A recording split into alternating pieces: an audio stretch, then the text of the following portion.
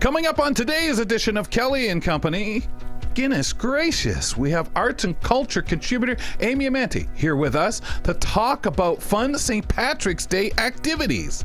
And Rebecca Dingwell is a fan of tabletop role-playing games, and she's trying out playing Game Master. She shares her experience running Brindlewood Bay, and folks, with the luck of the Irish, we'll get through the show. This is Kelly and Company. So, you know, folks, I've always thought myself this guy who can do these different imitations and stuff like that. I'm not necessarily a guy who can really create accents too well, but Nazreen Abdul-Majid joining me, I have to say that the silly Irish accent that I grew up making and doing and thinking I was being complimentary to Irish people is really more the Lucky Charms alpha, kind of sound. It's just ridiculous, right? Yeah. But it became that silly Irish accent, and being a fan of old-time radio shows, as I've mentioned numerous times on the show, back in the day, I remember asking my father, Dad, how come all of the police officers are Irish? And it was just this weird image they had back then of the police departments in at least the northeast cities in the United States had a lot of British and Irish police officers. Maybe so. Maybe it was more that way than I think, but really funny. Welcome to the show. Good day to you. Good day to everybody out there. And Nazreen, you're going to get us started with some things to talk about. Good day. I have an interesting story to start the show off. In a bizarre attempt to smuggle cocaine, guys, Colombian police arrested a 40-year-old man at Cartagena's airport on Monday. Authorities said the suspect was trying to board a flight to Amsterdam with several bags of cocaine hidden under his toupee. Using a scanner, officers discovered 220 grams of cocaine tucked into small bags under what they called a narco wig. The drugs, worth about 10,000 euros in European markets, were hidden so carefully that police needed to use scissors to remove the toupee and uncover the packets. I saw this video. It was funny just seeing them cut the toupee just to get the cocaine out. They were doing it very carefully. And the man, who has a criminal record with 2 prior drug trafficking convictions, was detained by police. Cartagena's police commander stated that this case shows organized crime groups often mislead young people into thinking they can easily bypass security measures.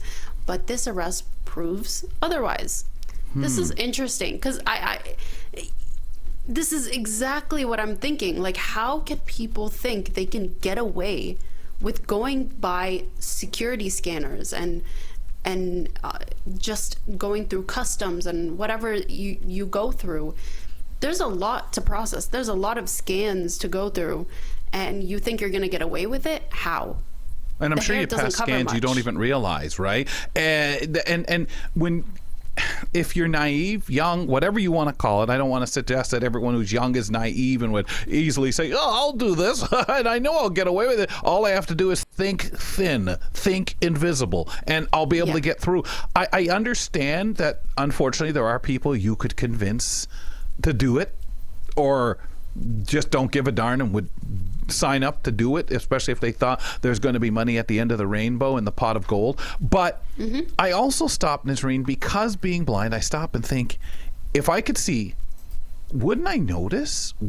How much are you laying this out? In what way? Because you're going to get greedy and want to get as much under there as possible and get it through as much as possible. But these are such clever criminals that they work this stuff, they do these angles, and somehow they must get some level of success doing it. Clever.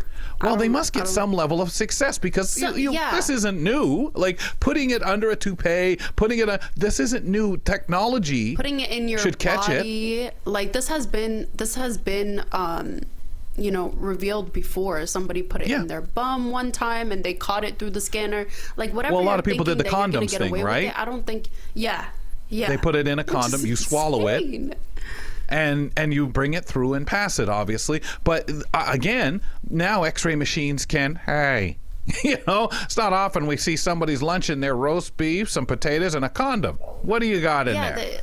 like you say that they're dessert? clever, but you read this article and you're like, how do you think you're gonna get away with this sort of thing? I just don't understand. I have to believe so many people, if you run 30 through like this, enough of them must get through to make them keep doing it, because this is old. Like putting it taped under someone's shirt or something like that, you would think, come on, are you nuts? It's going to be found out under a toupee. So maybe the people with the toupee get caught while somebody else, 5 or 6 other people, are sneaking by at the same time with it under somewhere else or in something else. And because they're tied up, that could also be the mission of it, right? Like we sit here, yeah, they caught these dummies. How stupid are they? And the thieves are, yeah, how stupid. As 7 mules got through carrying it somewhere else and in some other way. That's what I think, because it's so ridiculously obvious, like you say. Yeah, it's ridiculously obvious, and yeah, it's a lot of money. You're taking the risk for that much money. I mean, I see where you're coming from. People would take that risk because there's a lot if you find on the line, dummies that will do it, and you don't know I didn't know. I was told by this guy, Fred. Fred, well, where's Fred? Well, he told me to do it, and I got locked up in our jail, and they're going to be mean to you. You know, these clowns don't. They think they're going to get away with something and find that gold at the end of the rainbow, so they're willing to do it and take the chance because these smart people convince them somehow that it's safe. No, just think invisible. They won't even see you. Yeah, like I don't know. It's hair. You covered it under hair. How do you? It beats the scanner somehow. I don't understand how people would think that. Oh, my hair is going to just block it. Yeah. My hair is going to block it somehow. I don't know how you would convince someone of that. And I don't know, but I also think, like I say, they're probably the sacrificable mule. They're the one that has X number of dollars. Meanwhile, some other way, the distraction in the airport is getting somebody or 3 or 4 or 5 people through who somehow have some other more foolproof way until they catch on to that. That's got to be very interesting, though, because it just makes you stop and say, dummies. And I'm sure those organized crime people are saying, yes, what fools. Hand me another stack of dollar bills, please. And then they're moving along with what they've got. Folks, let's remember to check out our podcast when you get some time. If you don't mind, use your platform of choice and give us a rating and review. We'd appreciate that. Well, St. Patrick's Day, celebrated every year on March 17th.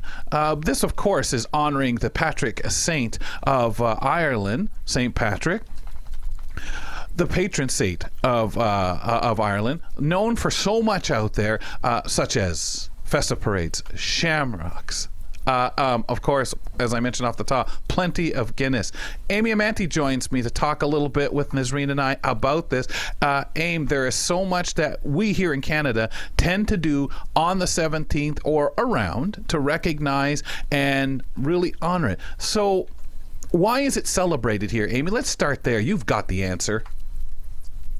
Well, I've got a answer. I don't know if it's the answer, but it's celebrated here because we have a lot of Irish heritage here in Canada. There were a lot of folks that came over from Ireland, starting as early as the potato famine in 1845. And that's when we saw this huge influx of folks coming over between 1845 and 1852, 53-ish. And, they were looking for escape from famine. They were looking for economic opportunities. They were looking for land ownership. And of course, once you settle in a place and you have generation after generation after generation, Irish heritage lives on. And so, of course, you're going to celebrate it here. In Canada, there are upwards of 4.5 million people who claim Irish ancestry. Wow. So right. That is, I think that's a reason why St. Patrick's Day is celebrated here. If we had no connection to Ireland, then why would we do it, right? Mm-hmm. It's interesting because, and as a child, I mean, you think about it becomes that day you start celebrating. And again, for so many of us who aren't necessarily Irish or really have the tie with family or friends, you wear green. You wear green to honor it. It's evolved into so many different things, whether you like the Shamrock Shake or green beer and that's your jam, yes, or not. There are so many of the different things that people kind of do to really take that moment to celebrate. Aim, what is your favorite way? Oh, sorry. Go ahead, Nis. I was gonna say, even when it's not relevant to them, they still want to participate in in the celebration, which is so interesting. Like, I see people wearing green and going to pubs and doing whatever it may be, and actually having a St. Patrick's Day party when it's not even relevant to them, but they love I would argue it is the one we latch on to the most, right? Like, out of all cultures, maybe I'm wrong, maybe one of you can point something else out that for whatever reason escapes me, but it has become in Canada and in many parts of the world that one day a year that is on the calendar that we definitely, St. Patrick's Day has a little more connection for some reason than any other. I can't think of any other that's viewed the same. Halloween, no? Or Valentine's Day. Yeah, but I mean something of a culture. Day, I don't know. I mean of a culture, though. Like, of a culture. You know what I mean? I mean connected to a country, specifically connected to a country or culture. It is the only. I mean, we do recognize everyone else's to some degree, and there are certain days. But on a calendar, St. Patrick's Day, I'm here, and has been for decades. Yeah, that's a pretty darn good point. That's a pretty darn good point, Kelly. Yeah. Sorry for cutting you off, Kelly. Amy, how about you? What's your favorite way of celebrating? Oh, that's changed over the years as I get a little longer in the tooth. But I was once one of those people who was a big fan of the pub crawl, where you bought your ticket and you got on a bus and it went from one pub to another pub to another pub, and my favorite pub here in Vancouver still exists, is the Blarney Stone, and my favorite song to dance to was Home for a Rest. And I just, like, the minute that song comes on, you get on the dance floor and your heart beats so hard. It's my jam, especially on St. Patrick's Day, because it's like an Irish jig, but it's a modern Irish jig. And it's great. It's totally great. So, but I'm a little more chill these days. Sometimes I'll try and find an Irish-based movie if I can watch that, or try and eat something that feels Irish authentic. If it's a sugar cookie that's shaped in a clover, I won't say no to it. Is there a particular Irish food, though? Have you been brave enough to try some of the foods? And I think we know what I'm thinking. Out there in your time, have you ever tried anything that is really Irish that kind of makes... Oh. I want to know what you're thinking, too. I mean, I'm a big fan of the potato. Anything that's made out of a potato, I will eat. It's my desert island food. Potatoes are my desert island food. Okay, now I get crossed over here, so I have to watch that I don't think of some of the Scottish food as well. But how about like the Scottish? I'm thinking the black pudding. Ooh. I think that's more Irish, because I believe we had this chat I think that's last year. British. You think? Yeah, but don't they? But they all colonized. Yeah, because some will call it blood pudding, some will call it black pudding. Mm-hmm. Yeah, I think that's right. I think that's right. So have you ever tried it? Yeah, I have. Rate it. Rate it. The problem is you think about what it is. So whether I'm right or wrong, I enjoy it enough. But if you think too much about it and the texture, so I would say, to me, it's a 6 or 7. But then when you think about it, it goes down to a 4. Just because you think about the texture and think, oh, is that what you start thinking things, and I'm sure many out there who enjoy it are saying, no, and I apologize if I'm offending, because that is far from my intention. I have tried it on numerous times, so and have no problem eating it. So, but I will have to do my research. But I think we were talking about fry-ups and stuff like that on the show, and I thought we talked about it being part of it, so I may have to go back and check my notes. Okay. Well, a good fry-up is never a bad thing. No way.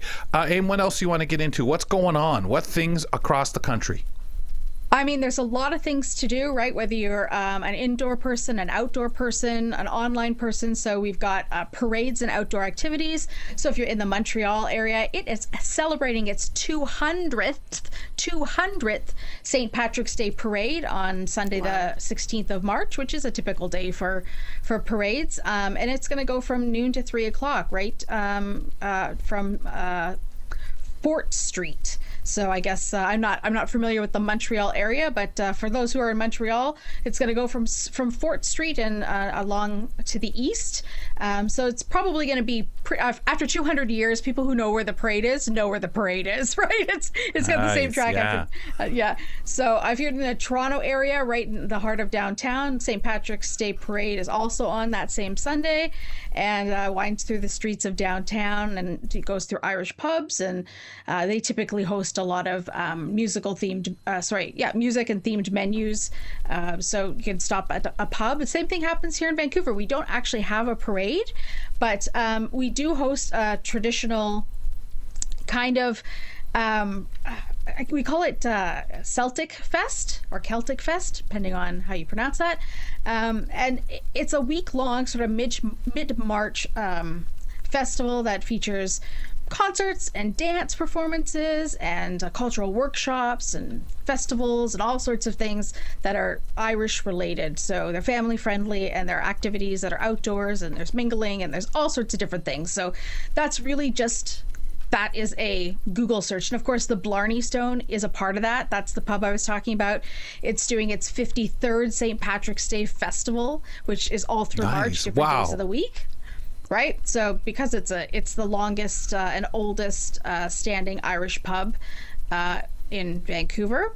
And so it's got different days of the week. It's got a different thing going on. But actually on St. Patrick's Day, you can buy a ticket, and it starts at 9 a.m.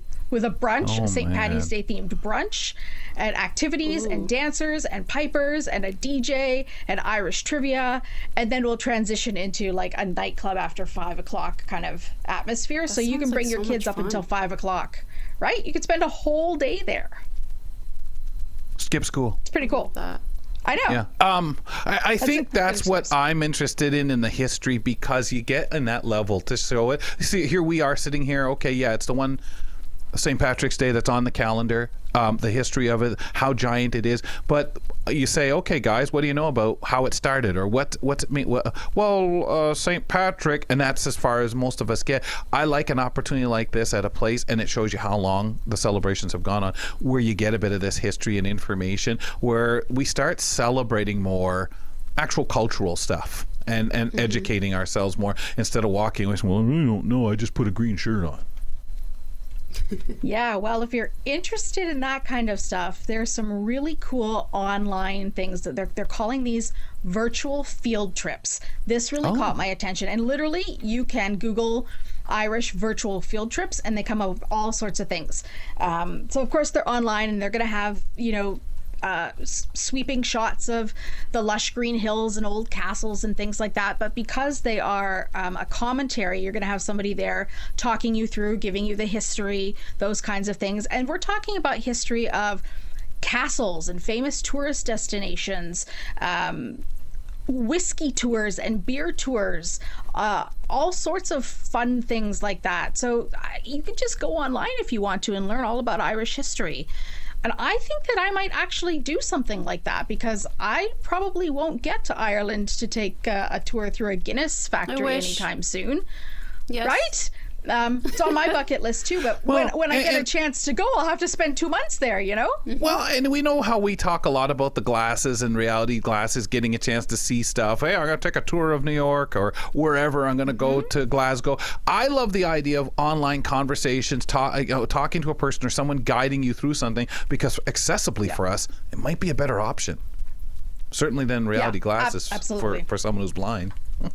I do definitely do that before I go on trips, just to get an idea of how it will be accessible wise, and I think it's very helpful. So this is fun. Virtual field trips. I never thought of that. I know.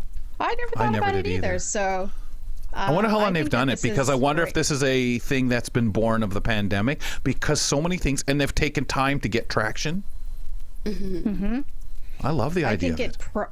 Probably is. And now that I was doing some research into some of these, I'm thinking that with my wearing my Vocali hat, my arts hat, that this is something that we should do in our Vocali almost live online platform where we talk about history of places, but we describe, the castle or the interior of a castle or those kinds of things. So we can take a virtual tour to some place and talk about it. And we can even crowdsource where we go, right? So, who wants What's to see available? what? And somebody might say, I want to go to Stonehenge, and somebody else might say, I want to go to the Eiffel Tower. And so we could just collect a bunch, So I think that could be kind of fun. I digress, but it kind of beats bringing in just someone to talk about something, which is also really wonderful if they can bring some nice descriptions or have pictures that they can describe and stuff like that. Yeah. This is kind of that step further. Yeah, absolutely. I have a question here. So do you go into St. Patrick's Day like mood and vibe right after Valentine's Day, or when does that click to you to start the celebration? I guess I try not to follow the big marketing schemes. So I do my best to sort of push back on that, because I know the minute the Valentine's Day stuff comes down, the St. Patrick's Day and the Easter stuff comes out. So I don't really get into the vibe until kind of a couple of days before. Unless I'm going to go do something. Trivia, anytime we do trivia, I love trivia. If it's a themed trivia, I love it even more. So if I was going to be preparing for trivia, I would be studying now. Wow. So if you were going to that Canvas Art Bar in Mississauga on the 12th for their trivia, you'd do well. You'd be already schooled and ready to go. I'll meet you there. I would hope so. There's a St. Patrick's school here in Maple Ridge in the Vancouver area.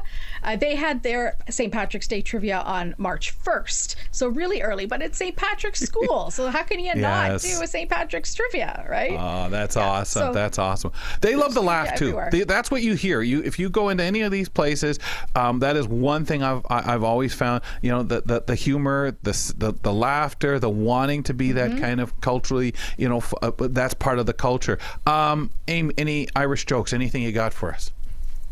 Yeah, one of my favorite silly Irish jokes is, ready? I'm going to try my Irish accent in a minute. So, okay. Why can you never ask a leprechaun for money? Why? Why can you never ask a leprechaun for money? Don't know. Don't know? Aye, because they're always a little short. Oh, good heavens. They're always just a little short. She does the accent very well. Yeah, that's what I was going to say. Probably a little better than my Keebler Elf one. Thanks a lot, Aim. That's really cool, and the luck of the Irish to you for sure. Stick around for us for a little bit here, Aim. We're going to have a little discussion. Would love you to be a part of this. Got a question for you as we get through this. We know we're going through a lot of issues, economically about to go through a lot of issues if things drastically don't change due to the mandates and the tariff war that Canada is in. Nisreen, would you pick up the ball here? Yeah, absolutely. So from anthem booing at the hockey arena to shoppers picking up their pitchforks over misshelved produce, Canadians are angry and confused about the economic gut punch from our neighbors to the south.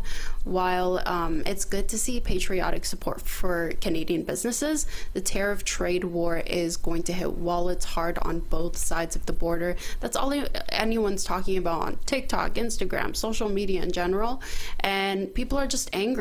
So a few of those things that are going to be impacted the most are like, food and groceries, poultry, frozen meats, beverages like wine, and even whatchamacallit, Ontario Premier Doug Ford says about the liquor. So the LCBO is removing more than 3,600 American-made alcohol products as part of its first round of retaliation against U.S. President Donald Trump's sweeping tariffs on Canadian goods. So what do you guys think of that, first of all, right off the bat? Well, I mean, I have no issue about taking the booze off the shelves. I'm not a big drinker. I'm not 100% sure that's the way to strike back, but I kind of like that as opposed to the tariffs. Tariffs, there's just no good comes from them. What's going on?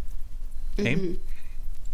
I was listening to some Americans talking about the impact of what would happen if Canadians stopped buying American goods. And one of these business owners was somebody who owned a whiskey distillery, I think, Jack Daniels, I think it was saying that it's actually, it's more impactful for Canadians to stop buying American whiskey, in this case Jack Daniels, than it is to put on tariffs, because then there's no profit at all. They're not making any money at all. So not buying American goods means they're not making anything, as opposed to having tariffs, which means they're just losing money as opposed to not making any money. So I think I'm going to do a little bit of both. I don't need to buy American products, but there are some things that I just can't avoid. Yeah. Yeah, and it's hard because you look at things like the soft drink, the coffee, but one of the things I think some people don't realize is our entertainment and leisure. The streaming services, for example, musical instruments, fitness equipment, and bicycles, things we need, and furniture like standing desks that we know businesses are getting into, household, personal care, cosmetics, Nisreen. You were talking earlier about the effect of this on so many people that you may not, I mean, unless you're using it and have a particular need, you may not be aware. This is a big issue for me, especially. I take this personally because I have sensitive skin. It took me a really long time to find specific products that are good for my skin, that work for my skin. You know, I have psoriasis, so I'm very sensitive to makeup products in general. So when I find a good foundation, I stick to it, and I stick to it for a while until whatever. So a lot of people are stocking up. They feel the same way because it's hard to find a good product that is good for your skin or that works for you. So when it comes to skincare products, makeup, anything that even soap, guys, like soap, when you have sensitive skin, it really makes a difference on how your skin feels. So when it comes to these products, I'm gonna stock up because it's hard to find Canadian products that is gonna be good for my skin. And let's be real, it takes a while to try to see if your skin feels good with this or it works for them. Yeah, and even things like the cleaning products. We go now, let's look at some of the things, and we'll do this in a few more minutes and get into a bit more of this. Allergies.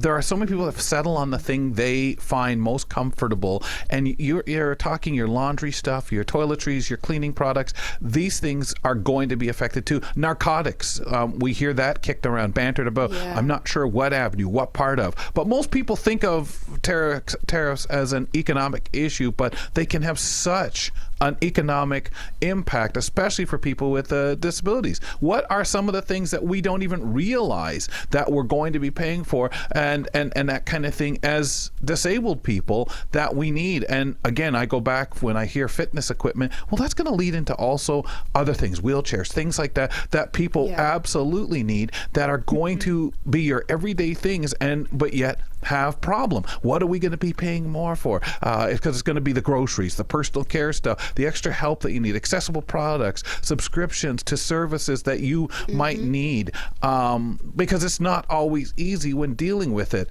If we're blind, how do we know we're actually buying Canadian if we want to jump on board with some of the attitudes? So before we get into that and kick some of that around, and I'm not even, before we get into the Instacart and stuff like that some have come to rely on, anything here that dawns on you, Amy, as a care thing, as something every day that as a disabled person, this may get you? Well, I think, you've touched on a lot of them, but for me, I use an insulin pump, right? So also medical equipment. So outside of a wheelchair, which is certainly an independence device that people would need, but, sleep apnea machines, pacemakers, things that are essential to living an everyday life from a medical perspective. Are going to be super important. I mean, we already know that automobiles are going to be hugely impactful. So if you have a wheelchair ramp in your car, you know that you need a very specific car for that. It has to be able to accommodate the weight of the wheelchair ramp. But my flip side to that is, you don't need to necessarily drive an American car. You can drive a Japanese car, right? If there isn't one available in Canada, it can also be anything other than American, right? Japanese, Mexican, European. So also I think, the choice isn't Canadian versus American. It's, American versus, well, I would say American and Chinese versus everywhere else in the world. Yeah, at least you got options. It's just hard, okay? It's not going to be harder. Easy to switch everything. Yeah. When I think about it for accessibility wise, I think of my medication more than devices for myself. Yeah. Medication that I can't change. I've been taking it since birth. So it's things like that, you kind of have to stick with it. Even though the prices are going to be higher, it's going to affect me if I change anything. So you really think of those problems. That is going to be a barrier for you. But there are other ways, there are other things that, you can avoid. Mm-hmm. When I think of shopping and trying to buy Canadian, trying to do the thing that everybody else is jumping onto, and I think as a blind person, how do I do that? How do I, obviously if I'm shopping, I'm getting some support from somebody at the store, but there are things that we all may not necessarily know, whether it's made in Canada, there's different things you want to be sure. Am I getting something that's homegrown, that's actual Canadian? So no, your labeling systems, not just a maple leaf on something just so that you pick it up and and don't realize, well, this is the American product, but there's a maple leaf on it. It must be till you get it home and say, hey, hold it. I know that's an American company. There is a lot of products just assembled over here for one thing or another, as opposed to actually made with Canadian stuff. Sourced and created here as that, with these product labels that definitely can be misleading. But I want to go back to the hailing services, the delivery services for the groceries and household goods. Do we think that some of these things like Uber Eats, Instacart could be going up? Even the accessible transit services. Again, if you're buying transit vehicles, that could be passed on to those who are paying for their ride or the fuel. Mm-hmm. I do think it's going to go up, unfortunately, as everything else is. It's going to affect all of us. It's just hard. A person's going to have to redesign their budget, right? You're going to have to sit down and decide, where you're going to cut back, where you're going to have to, spend, and maybe how you're going to manage a credit card, because we're all going to perhaps need to, have a line of credit or something to just to keep ourselves afloat, perhaps, Yeah. Do you forgo the thing you really like? Like I'll give orange juice as an example, and I'm not even talking on an absolute need, say health-wise. Particularly, you want to have your Florida orange juice. That's one of the things that we've got a tariff on, in response. Is there things that you feel, a few things you're going to make that, hey, I don't care. I'm gonna pay that extra, whatever it's going to be, ridiculous price because. Okay, I can bring this up. I have an espresso machine. I have an espresso machine. Coffee. And I don't know how I'm gonna. There's no replacing the pods. Okay, but I do have an a Canadian coffee tub for my actual pot, my coffee maker. But the Nespresso is very limited to their pods, their actual capsules. Right. So I tried to research Canadian Nespresso pods, but there's no such thing so far. Would you consider the other places around the world, Colombia, Italy, like for your espresso, you could also source places there that you can find those products here. Just because we don't necessarily need to do the Canadian, but other countries that are waiting right now for us to be open to business. Absolutely. I would consider that.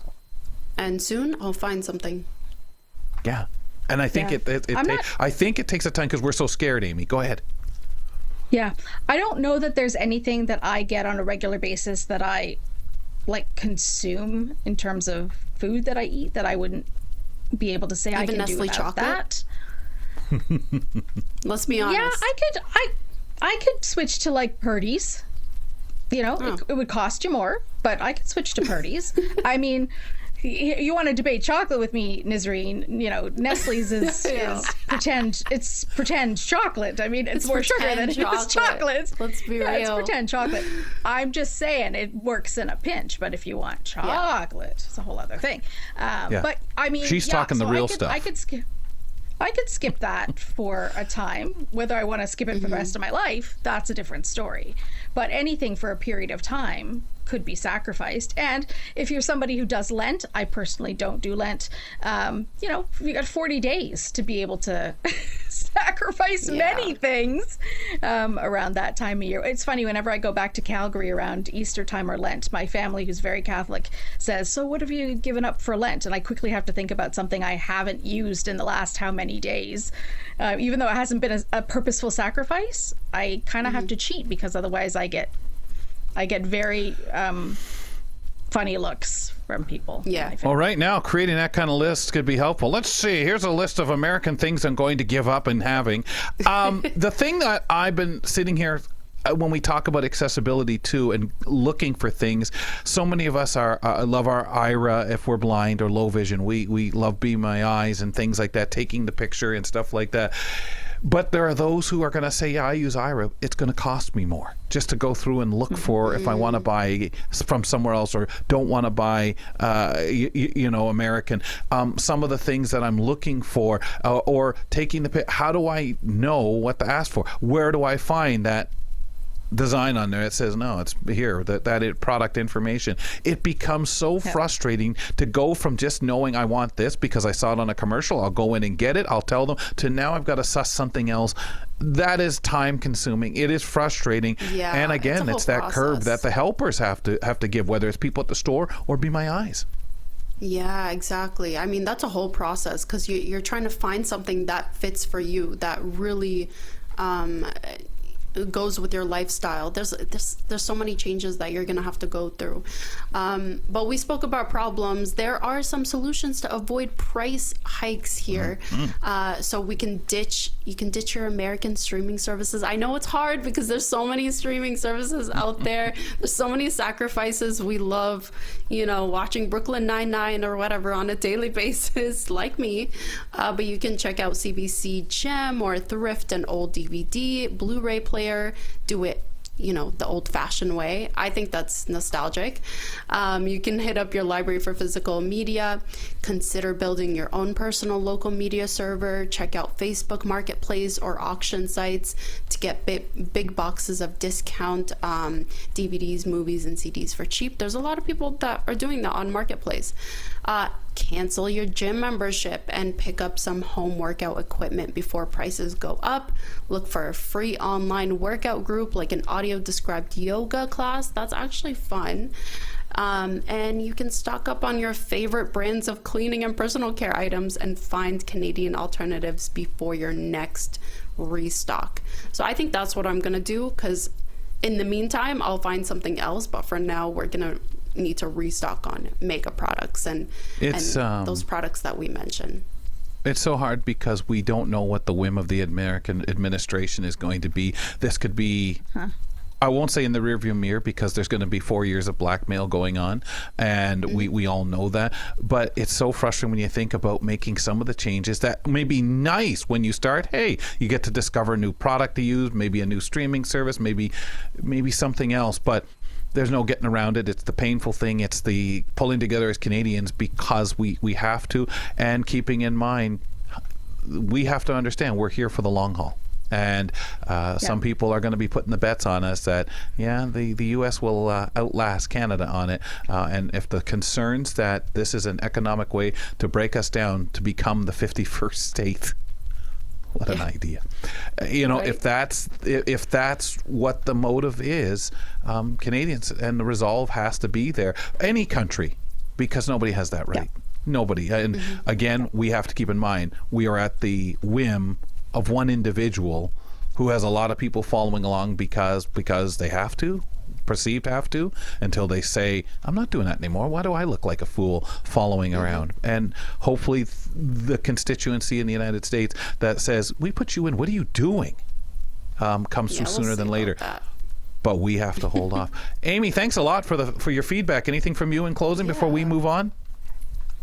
I would just say that if anything, looking at the silver lining of all of this is that it's bringing Canadians together in a way, and also it's forcing our governments to look at diversifying where we sell our goods to. So we put all of our eggs in one basket, so to speak, and now we have to distribute those eggs to more places, more baskets. Yeah, I love that. It's that time has come. That's right. What we've had, that relationship seems to not be wanted anymore. Thanks. Yep. Take it easy, Amy. We'll talk to you later. See you later. We're looking for members of the disability community to join our AMI research panel. Our research panel guides us with every decision we make here at AMI, including programming, media consumption, and, of course, accessibility. Participants are compensated for all long forms of studies that they get involved with. For more information and where to join, go to ami.ca/panel. We'd love to have you on board. Also, email us at kellyco@ami.ca, and we'd really love to get to hear from you, and give us a call, 1-866-509-4545. Kelly MacDonald with Nazreen Abdel-Majid. Rebecca Dingwell is a fan of tabletop role-playing games, and she's trying out the Game Master role for the first time. Rebecca, welcome. Hi, how are you?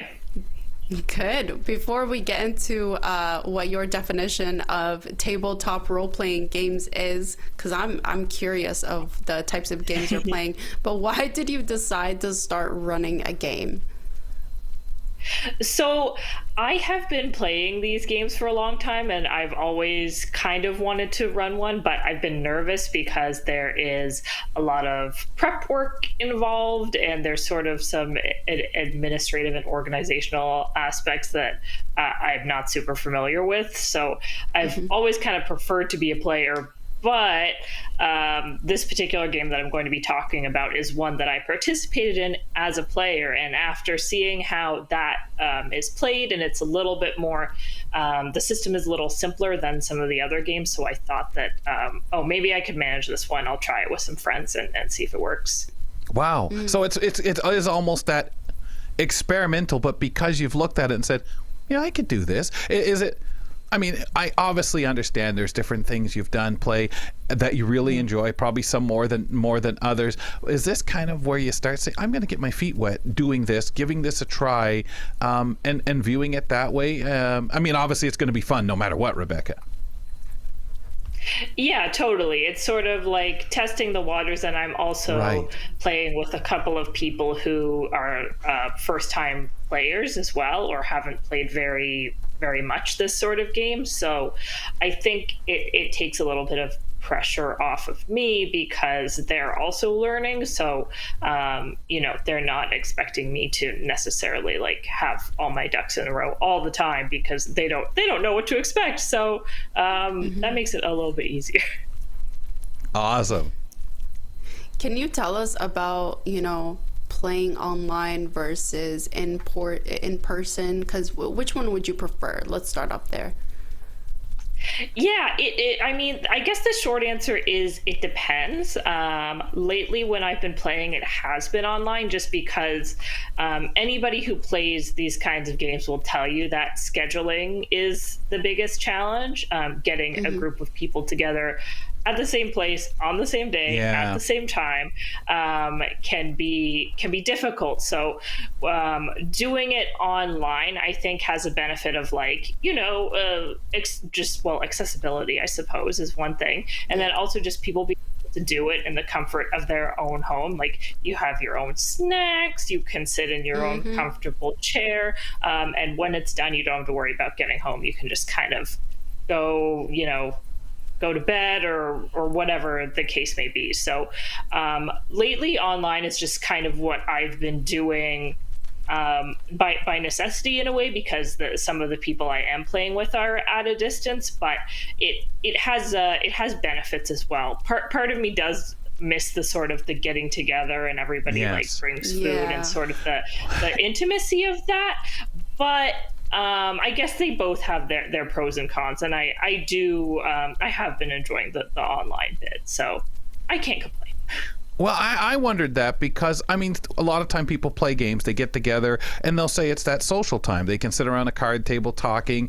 but there are some games that lend themselves to the online experience because there are people who that's just not what they do. They want to get on there, they want to play the game. The socializing is all about the game, as opposed to, hey, hi, how's things? Sit down here. What drink do you want? What drink do you want? And the minutes that, okay, somebody, let's get the game out. We'll set this up. Is there that level of, and can you see more of it out there now, where whether there's two cultures, obviously the people who really long for getting together, or the people that see the practicality? Also, Rebecca, I wonder about, are you finding there's more, and again, how do you quantify this unless someone opens and says, disabled people participating?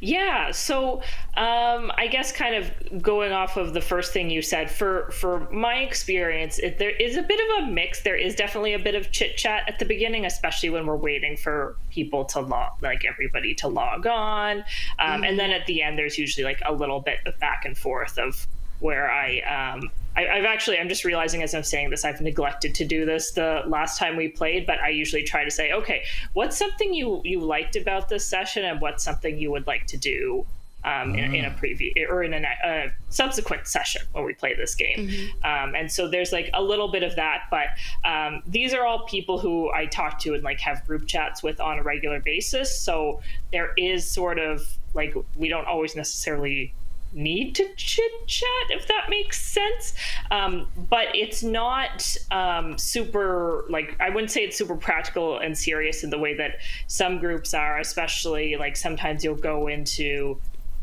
especially the way it's depicted in the media. Like Dungeons and Dragons is probably the most well-known example of a tabletop role-playing game. And when you see that depicted in the media, it's like very serious. Like I remember like Stranger Things, Eddie is the dungeon master for that game, and when people are late or can't make it, they're like, oh no, we have to tell Eddie and he's gonna be so mad.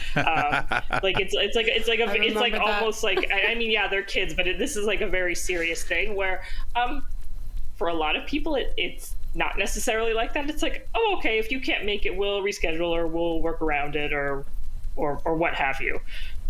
So there's I think there is probably like people who exist who are like that, but that generally hasn't been my personal experience. I think just because that's not the kind of people that I try to surround myself with. When I imagine people playing Dungeons and Dragons, that's what I picture. You know, the serious role playing of the game, from Stranger Things, of course. But do you dress up and do the whole act of the role playing? The tabletop. I don't really. I don't really. There was like, the game that I'm playing right now, it's not really as like fantasy heavy, so to speak. I've played a couple of games on Halloween where I have like worn a wizard hat or something like that for fun. But I think there is a bit of, I don't want to say misconception, because again, I'm not saying groups like this don't exist or that it's like a negative thing to get like super into it like this. However, I think a lot of, again, media wise, if you watch, or listen to some of the podcasts like on Dropout TV, Dimension 20, that sort of thing, a lot of the people you see around the table playing are influencers, performers, voice actors, so they get very very into the character, and it is sort of like it's almost like an acting for them. So it would be a lot of fun doing that. Like that's the element of it. If I were interested, I love the idea of the character building that games like this allow you to kind of have, even if it's just for the more, hey, I'm playing this character tonight, and again, that is the element of accessibility that I'd love. But I think having that fun, it kind of straddles, I don't want to say reality, but it is that straddling of acting, of really immersing yourself. So really cool. And you talked about disability, Kelly, and actually some time ago I was talking to Dave Brown about specifically about Dungeons and Dragons and about how that game is stereotypically very much be like, oh, autistic people play Dungeons and Dragons, but also we do, because it is a way to experiment and express ourselves in a safe space and you can experiment with being over the top or trying new things in the context of a character, which for me has been really helpful. And I think it's a bit of a balance too, because you want to invite people to go as big as they want, and you also don't want people to feel pressured, like if they don't have the big, Brendan Lee Mulligan voice or whomever, That's not okay. everybody's going to be Matt Mercer over here, right? And that's okay, and I don't expect that of you. And also, if you want to do that, great, love to see it. So I think it is kind of like a balancing act, especially as, do other games bring that out? Do other games that you know of bring that out? Because it's the most well-known, right? Out of so much, when anyone refers to the role-playing games, that's what comes up. And I guess some must really fight for purchase to be kind of up there to and have those. But those are some really positive benefits that one could get in certain circumstances. That's something I'll be honest, never really thought about, and especially with my lack of knowledge about this kind of entertainment, that's really interesting, because you've got to kind of shelve it for both. So people who want to go big, people who want to go large, people who don't, people who may be shy, who have no reason to change, but you want to play in the game. So with that being said, is there any other shout out of a game or something you found that is good for that as well? Or all of them? So I'll talk quickly about one that I'm currently playing, and sort of shout out a couple other ones that I know of. So the one I'm playing right now is called Brindlewood Bay, and you're gonna laugh when I tell you this. In the game, every character is in the game description it says like an old lady, but I said you don't have to be a lady. You can be gender as whatever. Basically, you're a retiree. You've retired to the small coastal town of Brindlewood Bay, and the developers of this game describe it as Murder, She Wrote meets Lovecraftian horror. So it starts off as you're a group of older folks in a book club, and you sort of inadvertently get roped into a series of murders that are happening in Brindlewood Bay, and solving them. So there are little mysteries session to session. And then there's an overarching story called The Dark Conspiracy, and that's where sort of the H.P. Lovecraft thing comes in. There is a cult, and they're trying to raise this being from the depths of the bay, or from the underworld, or whatever.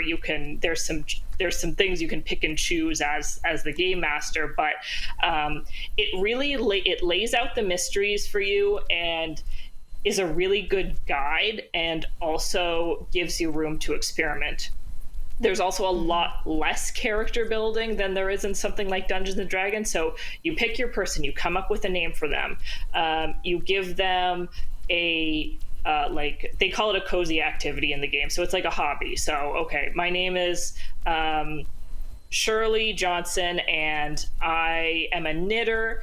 And then they have a special ability. So, it might be that I have a reliable vehicle that gets me out of tough situations. I have an informant on the inside of the prison system that can help us solve mysteries. So things like that. Everybody picks a few of these traits.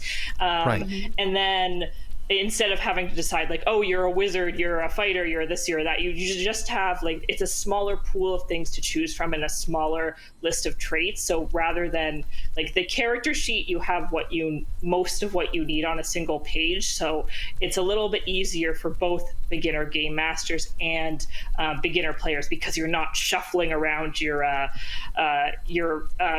papers or going through the windows on your computer every time. Right. Okay, do an insight check. Roll a perception check.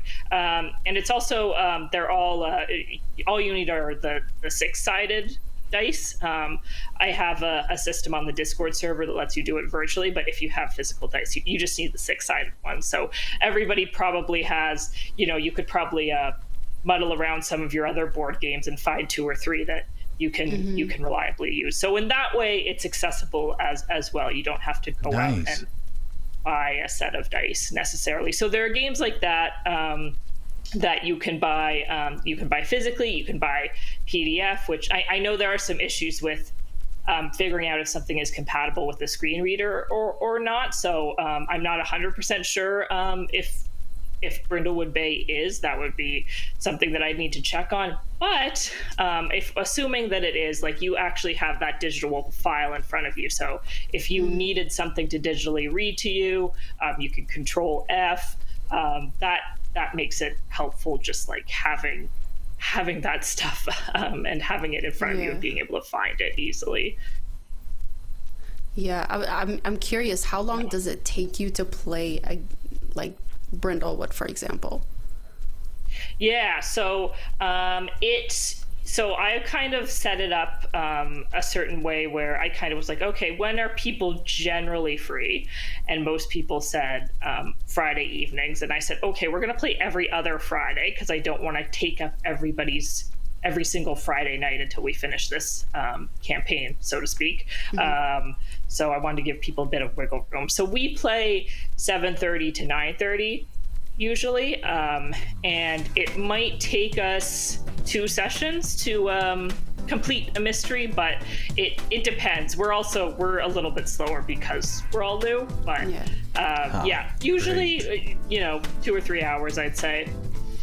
Amazing. Thank you so much, Rebecca. Yeah, thanks That for was Rebecca nerding out with Dingwell. me. That was Rebecca Dingwell sharing her love for tabletop role-playing games. Sounds like a lot of fun, folks, and we always have fun on the program. Please follow us on Instagram and Twitter at Kelly & Co. AMI. On our next edition, can you believe it's been 25 years since the debut of the reality competition show Survivor? TV guy Greg David brings us to Survivor's humble beginnings, how it inspired a TV genre, and how the disability community has been represented in reality TV. All when Brock Richardson joins us too on the show tomorrow. We'll see you. We're waving at you. Thanks for tuning in to Kelly & Company. Follow us on all social media. And don't forget to like and subscribe to the channel for more.